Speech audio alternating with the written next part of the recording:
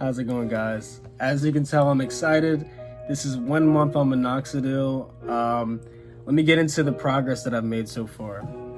So on this left cheek, I've been seeing a lot of hair growth coming in around here. Really small hairs, pretty thin, but they work and they've been adding to my beard.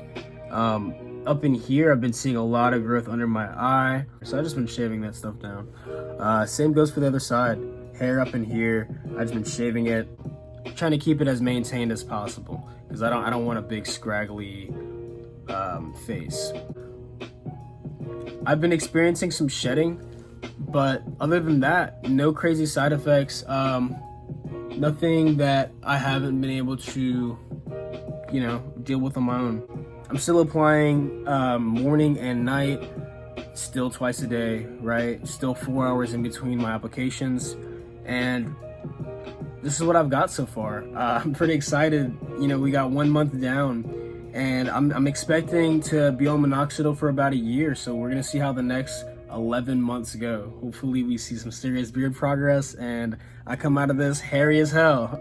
If you guys have any questions, post them in the comment section below and I'll be sure to get to that as soon as possible. Make sure you're smashing that like button and subscribing to see more videos. And until next time, peace.